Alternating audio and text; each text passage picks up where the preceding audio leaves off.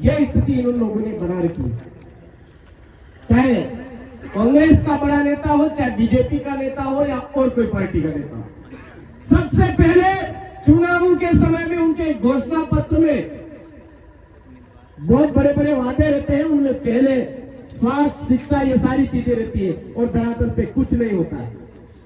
होता है क्या? नहीं होता है। आज हमारे इलाके के अंदर ये जो हमारा इलाका है, कौन सा, जो भील प्रदेश का इलाका जिसको हम मान रहे हैं, वो मध्य प्रदेश का इलाका हो, राजस्थान का इलाका हो, चाहे गुजरात का इलाका हो, चाहे महाराष्ट्र का इलाका हो, इस इलाके के अंदर 5वीं अनुसूची के प्रावधान में विशेषाधिकार है। 5वीं अनुसूची के प्रावधान और विशेषाधिकार होने के बावजूद आज इस इलाके का जो युवा है, इस इलाके का जो बुजुर्ग है, इस इलाके का जो किसान है, वो दर की ठोकरें खा रहा है। 5वीं अनुसूची के इलाके का क्यों ठोकरें खा रहा है? और ये कब पता चला? कोरोना काल में। शायद आप में से भी बहुत सारे भाई जयपुर की तरफ से भागते भागते आए होंगे, भीलवाड़ा की तरफ से भागते भागते आए होंगे, चित्तौड़ की तरफ से भागते भागते आए होंगे, और उस टाइम में भागते भागते आए, उस समय में किसी भी बीजेपी वाले ने बस भेजी थी क्या? कांग्रेस वाले ने बस भेजी थी क्या? फिर चुनाव आते भूल कैसे जाते हो भाई? यही तो टाइम है वो जवाब देने का। अरे हमारे बहुत सारे परिवारों के बच्चे मर गए तो भी इन्होंने कोई रियायत नहीं बरती और जबरदस्त आदिवासियों के साथ में अत्याचार किया। जो मजदूर था उसके साथ अत्याचार किया, किसानों के साथ अत्याचार किया, अंधाधुंध डंडे बरसाए, न पानी की व्यवस्था करी, न खाने की व्यवस्था करी, न आने जाने वालों के लिए कोई व्यवस्था करी। और अभी वोट चाहिए तो गांव गांव बसें भेज देंगे, वोट चाहिए तो गांव गांव पुड़िया भेज देंगे, वोट चाहिए तो गांव गांव बिस्किट भेज देंगे, वोट चाहिए तो गांव गांव ओरिजिनल खुराक चाहिए तो वो भी भेज देंगे।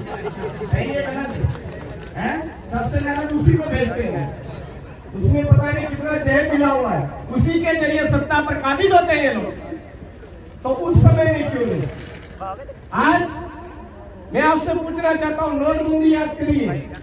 नोटबंदी में जिसके पास में वास्तव में 500,000 के नोट थे, वो कभी आपने लाइन में देखे क्या?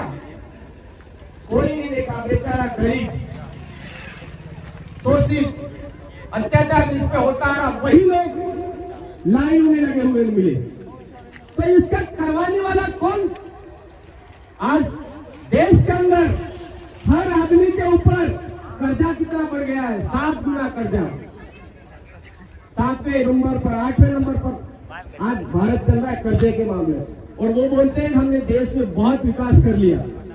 जैसे ही देश के चुनाव की बात आती है, वो हमारे लोगों को क्या पट्टी बनाते हैं? अरे ध्यान रखना, ये भारत आदिवासी पार्टी वाले ऐसे धर्म की राजनीति खेलते हैं, मेन मुद्दे पर नहीं आते, शिक्षा की बात नहीं करते, स्वास्थ्य की बात नहीं करते, सड़क की बात नहीं करते, हमारे पानी की बात नहीं करते। तो ऐसे गांडू और नन्हे नेताओं को इधर से भगाने की जरूरत है कि है या नहीं है? अभी तो हाँ बोल रहे हो, बहुत कम आवाज है, हाँ में भी कम आवाज आ रही है, क्योंकि हिम्मत चाहिए, जिगरा चाहिए, इसके लिए भगाने के लिए जिगरा चाहिए। और वो देश के आदिवासियों के अंदर है मेरे भाइयों। अंग्रेजों के समय में हमारा देश खतरे में आया, सबसे पहले आदिवासी आगे बढ़ा और अंग्रेजों को यहाँ पर जो शासन व्यवस्था दी वो मानने से इनकार किया और उनको मजबूरन 5वीं अनुसूची के दी जो प्रावधान है वो इस इलाके में लागू करने पड़े। ठीक उसी तरह से वर्तमान में ये बीजेपी और कांग्रेस की जो पूंजीपति सरकार है वो वापस हमारे देश को बर्बाद करना चाहती है, देश को लूटना चाहती है। तो आदिवासियों को जिगरा बना करके आगे बढ़ने की जरूरत है, इसीलिए भारत आदिवासी पार्टी नाम रखा है। आगे बढ़ना होगा। आज देश की जमीन खतरे में है, देश का लोकतंत्र खतरे में, देश का संविधान खतरे में, देश का नियम कानून कायदा खतरे में। बाबा साहब अम्बेडकर की जो योग्यता थी पढ़ना पढ़ाई करना, उनकी जो योग्यता थी उनकी योग्यता के बराबर इन टटपुंजू के पास एक छोटी सी वोट भी नहीं है, और ये देश का संविधान बदलने की बात कर रहे हैं। हर कोई मर्जी पर वोट के रहा, देश के संविधान को बदल डालो। पता करते हैं उसकी योग्यता क्या है, वो बड़ी मुश्किल से 8वीं पास मिलेगा, बड़ी मुश्किल से 10वीं पास मिलेगा, वो भी फर्जी तरीके से डिग्री बना के लाया हुआ।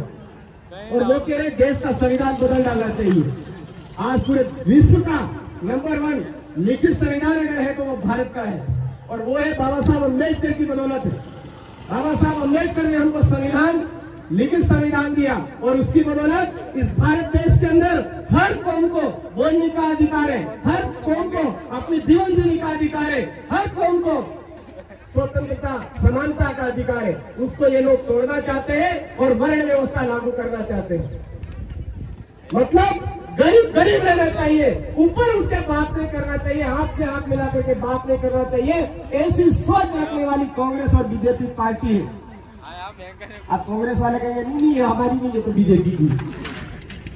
क्या कहते हैं, ये हमारी सोच नहीं है, ये तो बीजेपी की है।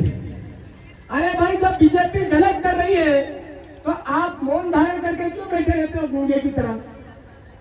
एक गुड्ढा बन करके बैठा हो, ऐसा गुड्ढा बन करके क्यों बैठे रहते हो भाई?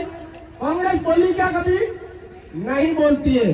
और तो और अभी हमारे उधर आपने देखा ही होगा, बांसवाड़ा डूंगरपुर की सीट पर जो मालविया जी बोलते थे मक्की ने मैं खाती है मारा पायो फलाना की हाँ वही स्पेयर पर नहीं सबके हाउ बीजेपी लगी।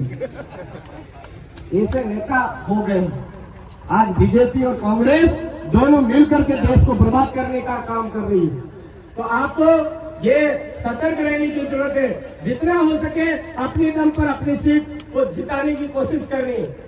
अभी चित्तौड़गढ़ के अंदर उनको लगा कि भाई ऐसे काम जरूरी वाला नहीं, तो कोई ऐसे फर्जी वॉलपेपर करके ऐसा ऐसा करके ऐसा करके हमारे लोग बोले इतने एकदम से गुंडा भी हो जाए, ये साजिश आपके यहाँ भी हो सकती है। तो मैं आपसे यही कहूंगा कि आप थोड़ा दमखम दिखाइए, जी जान लगा करके इस भारत आदिवासी पार्टी को जी जान लगा करके जिताने का प्रयास करिए। क्यों? क्योंकि हमारे बाप दादाओं ने